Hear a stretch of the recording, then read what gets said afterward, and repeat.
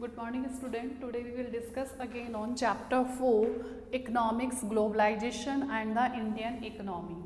Indian economy और globalisation दोनों एक दूसरे पर इंटर डिपेंड है, दोनों डिपेंड ऑन हैं. तो फर्स्ट हम देखते हैं ग्लोबलाइजेशन मीन्स क्या होता है. It is a process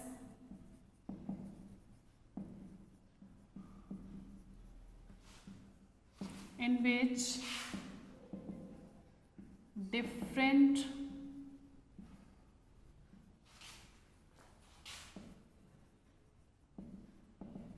countries are interconnecting.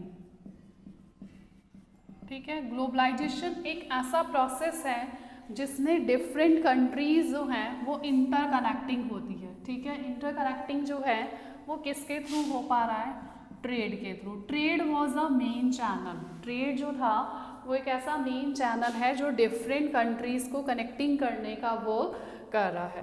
तो trade was the main channel that is connecting the different country. अगर हम ट्रेड की बात करते हैं तो ट्रेड जो है वो एनिशियन टाइम से ही चला आ रहा है कि in British east India company जो थी वो इंडिया से रॉ मटेरियल लेकर जा रही थी और फिनिश गुड्स जो हैं वो इंडिया के अंदर आ रहे थे. तो ट्रेड जो था it is a main channel. अगर हम आज बात करते हैं प्रोडक्शन की, ठीक है, मार्केट, और मार्केट में क्या हो रहा है? प्रोडक्शन हो रहा है. ठीक है, और प्रोडक्शन होने की वजह से बहुत सारी कंट्रीज जो हैं वो इंटरलिंकिंग कर रही है, मार्केट्स की वजह से इंटरलिंकिंग कर रही है. तो टुडे अगर हम देखें तो मार्केट हैज़ बीन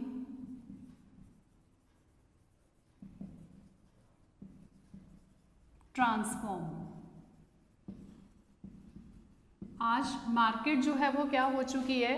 चेंज हो चुकी है. अगर हम 25 ईयर्स बिफोर की बात करते हैं और आज की बात करते हैं तो हमें पता चलता है market has been, today market has been transform. आज मार्केट जो है वो क्या हो चुकी है? चेंज हो चुकी है. तो क्या क्या चेंजेस हमने एक्सपीरियंस किए हैं? तो फर्स्ट हमने देखा we have wide variety of goods, कि आज हमारे पास वाइड वैरायटी ऑफ गुड्स है, बहुत ज़्यादा, बहुत new model of automobile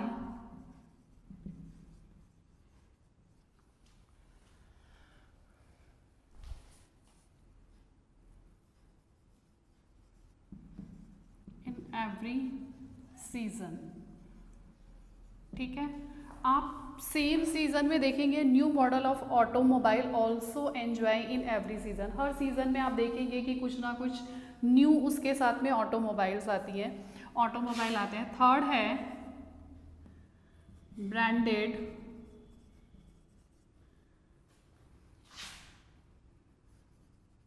camera, mobile phone,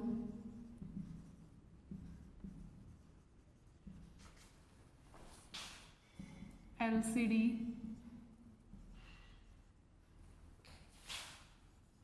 also available in market.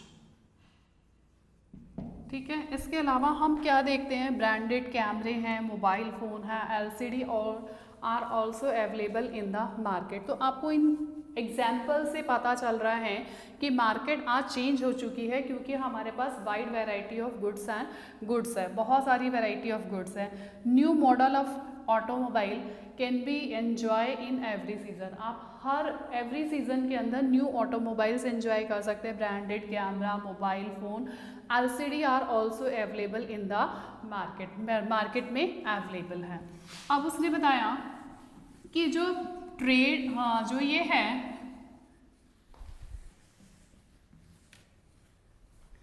मैंने बताया था कि ट्रेड जो था trade was the main channel.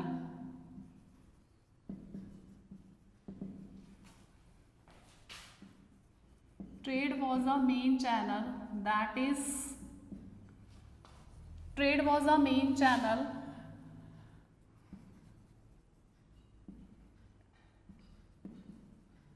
Trade was the main channel, तो इसमें ट्रेड जो था वो मेन चैनल था, trade was the main channel that is connecting the different countries, बहुत सारी कंट्रीज को कनेक्टिंग करने का वर्क जो था वो ट्रेड कर रहा था।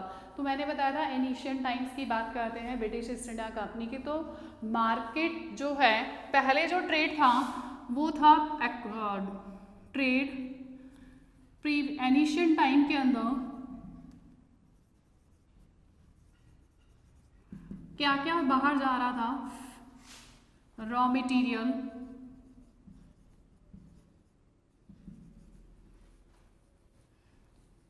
Food stuff,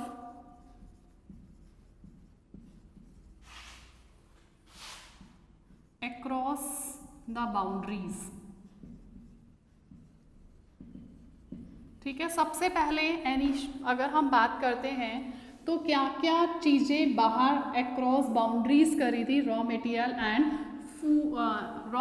and food stuff, और फूड स्टफ, और वहाँ से क्या आ रहा था, फाइनल प्रोडक्ट। ठीक है, तो ट्रेड के बाहर जो जा रहा था क्रॉस कंट्रीज जो था वो raw material and food stuff कर रहे थे, और इंडिया के अंदर एंटर कर रहा था फाइनल प्रोडक्ट, जैसे कि ब्रिटिश ईस्ट इंडिया कंपनी जो थी वो कॉटन रॉ मटेरियल के रूप में लेके जा रही थी, और वापस फिनिश गुड्स जो है वो इंडिया के अंदर एंटर कर रहे थे। अब ट्रेड जो था वो मेन चैनल था, लेकिन ट्रेड जो है वो किसके थ्रू पॉसिबल हो पाया, एमएनसीज के through. MNCs means multi national company, multinational company भी बोल सकते हैं और मल्टीनेशनल कॉरपोरेशन भी। तो ट्रेड जो डिफरेंट कंट्रीज को कनेक्टिंग करी थी वो ट्रेड था, और ट्रेड जो है वो किसके थ्रू पॉसिबल हो पाया, MNCs के थ्रू। ठीक है, अब क्वेश्चन आता है व्हाट आर MNCs। तो MNCs is a company that owns control more than one nation।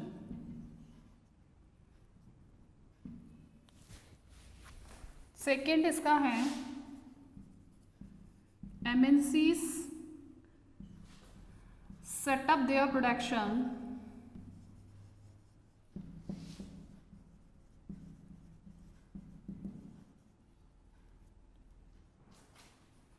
where they get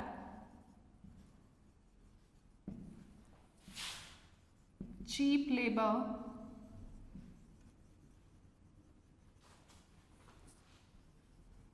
and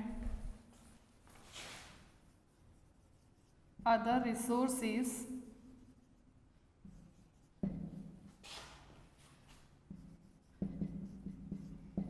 MNCs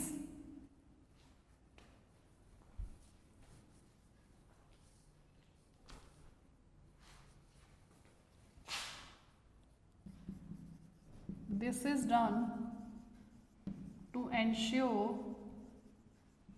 that MNCs get greater profit। तो हमने देखा कि ट्रेड जो था it was the main channel, और ट्रेड पॉसिबल किसके through हो पाया, MNCs मतलब मल्टीनेशनल कंपनी या multinational corporation. What are MNCs? तो what is MNCs? MNCs is a company that owns control more than one nation. ऐसी कंपनीज जिनका control एक से ज़्यादा उसमें होता है, कंट्रीज में, नेशन में होता है। MNCs setup their production where they get cheap labour. MNCs अपना सेटअप वहाँ पर लगाती है जहाँ पर उसे चीप लेबर मिलती है, अदर रिसोर्सेज मिलते हैं। This is done to ensure that MNCs get greater profit. MNCs ऐसा क्यों करती है? ताकि उसे क्या मिल सके, ग्रेटर प्रॉफिट मिल सके। तो इज इट क्लियर कि मार्केट हैज़ बीन ट्रांसफॉर्म। आज मार्केट जो है वो चेंज हो गई है, 3 एग्जाम्पल से बताना है कि आज हम न्यू एवरी सीजन्स के अंदर न्यू मॉडल ऑफ ऑटोमोबाइल है, ठीक है, wide variety of goods and services है, आज हम न्यू मॉडल ऑफ ब्रांडेड कैमरे LCDs, ठीक है, और same exclusion can be seen in the branded cloth है, ठीक है, ये सब एंजॉय कर रहे हैं। अब इसको जो है ट्रेड जो था it was a main channel, trade जो था वो मेन चैनल था जो कि डिफरेंट कंट्रीज को कनेक्टिंग करने का वर्क कर रहा था। तो what is across the countries, बाहर क्या जा रहा था कंट्रीज के अंदर बाहर, तो सबसे पहले food stuff and raw material, food stuff and raw material जो था इट अक्रॉस द बाउंड्रीज, ठीक है, ये 2 चीज़ें बाहर जा रही थी और फिनिश्ड गुड्स जो हैं वो इंडिया के अंदर एंटर कर रहे थे। तो ट्रेड जो था it was the main channel और इसमें इम्पॉर्टेंट रोल किसका था, MNCs का था, मल्टीनेशनल कंपनीज का था। तो क्वेश्चन आता है what is MNCs is a company that owns control more than one nation, एक से ज़्यादा नेशन के अंदर जो है अपना कंट्रोल करती है। फॉर एग्जांपल है जहाँ जहाँ उसे क्या मिलती है, चीप लेबर मिलती है, अदर रिसोर्सेज मिलते हैं, इसके लिए उसके पीछे जिससे वो इंश्योर हो जाती हैं कि MNCs can get greater profit, MNCs को ज़्यादा से ज़्यादा क्या होगा, प्रॉफिट मिल पाएगा। अब हम देखते हैं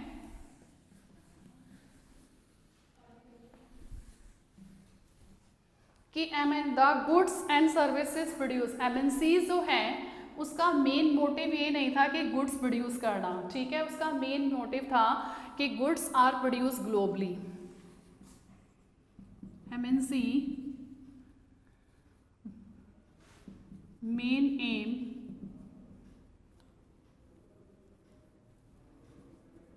MNC's main aim to produce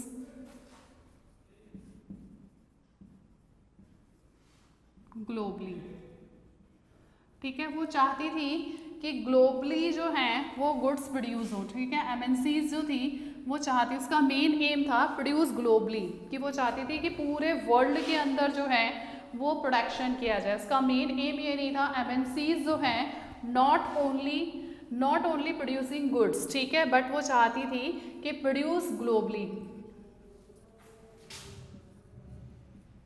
MNCs not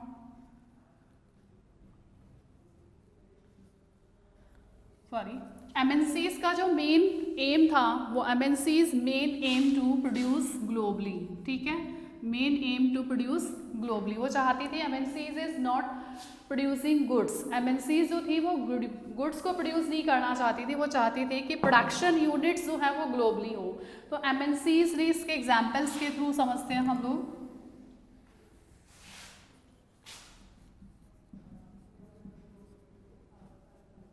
produce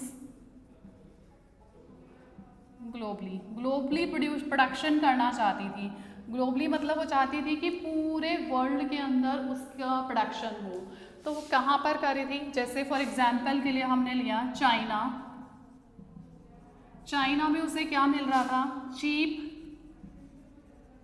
manufacturing location, ठीक है, मैक्सिको और USA के अंदर उसे क्या मिल रही थी, क्लोजनेस टू द मार्केट,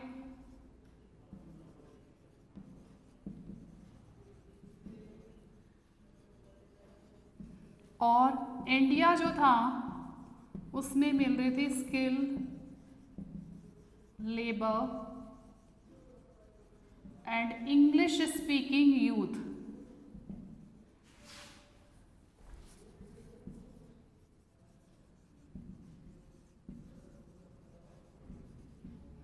ठीक है, तो ग्लोबली कैसे प्रोड्यूस कर सकते थे, MNCs जो है वो प्रोडक्शन नहीं करना चाहती थी, एक ही कंट्री के अंदर रहकर प्रोडक्शन नहीं करना चाहती थी। MNCs प्रोड्यूस ग्लोबली, वो चाहती थी कि पूरे वर्ल्ड के अंदर प्रोडक्शन यूनिट्स हो।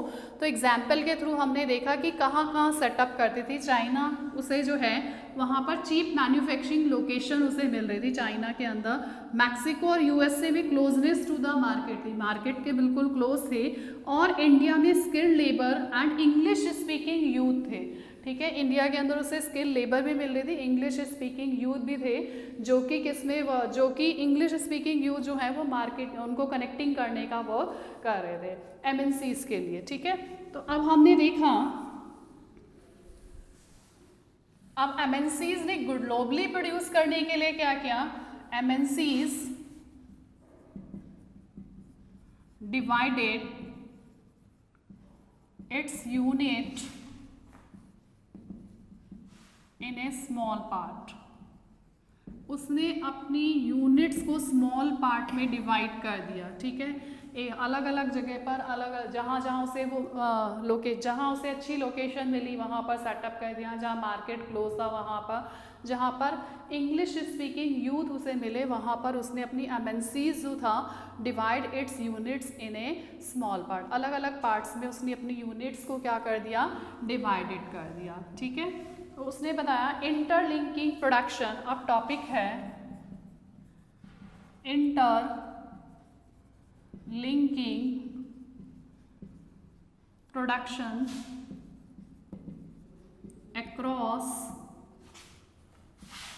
The countries.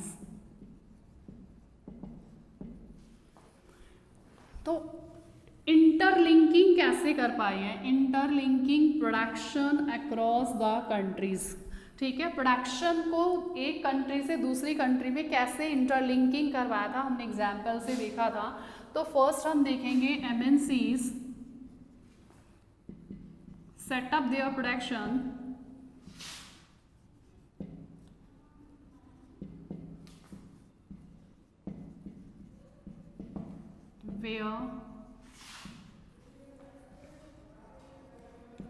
where they get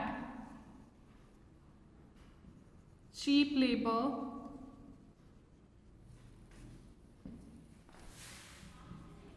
closeness to the market,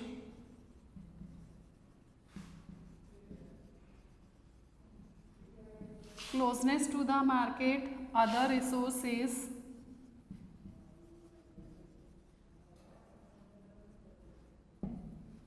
and apart from them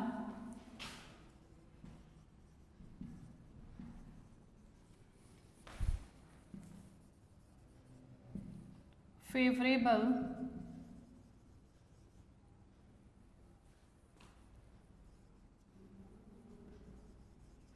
government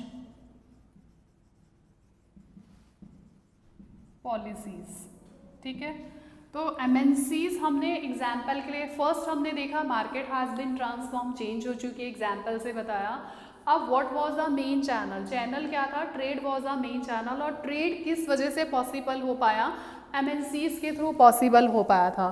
तो एमएनसीज जो है they set up their production where they get the cheap labour other resources, ठीक है।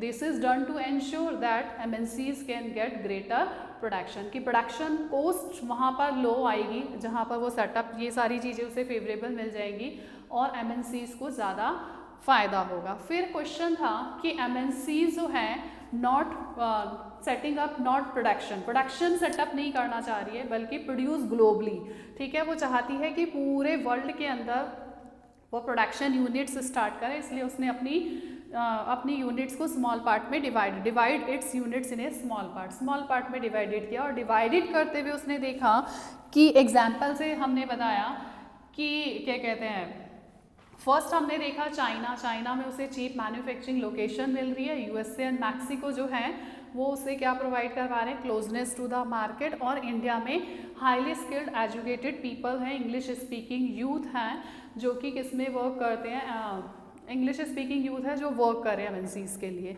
तो interlinking production across the country, और interlinking production कैसे कर पाया कंट्री के बाहर, तो MNCs firstly MNCs set up their production where they get cheap labour, closeness to the market, other resources, apart from them favourable government policies. इसके अलावा वो क्या देख रहे हैं कि फेवरेबल गवर्नमेंट पॉलिसीज, गवर्नमेंट भी उनके फेवर में होनी चाहिए। आफ्टर एश्योर्ड दैट, ठीक है, after assured that MNCs जो हैं वो क्या करती हैं, MNCs जो हैं वो क्या करेंगी, investment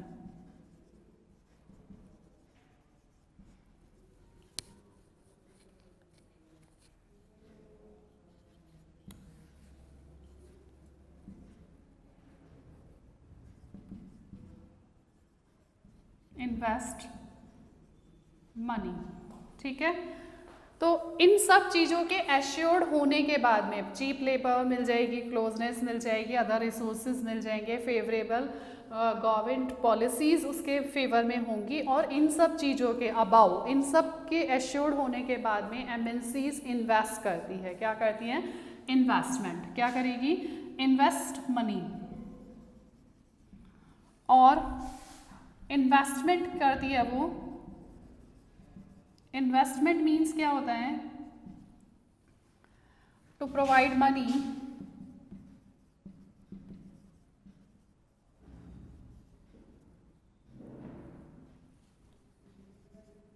to buy the assets like machine,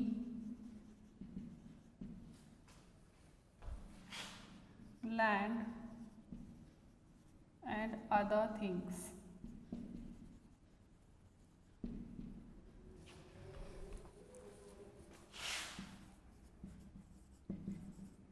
Foreign investment.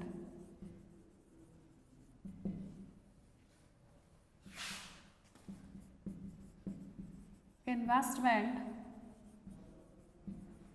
made by MNCs is known as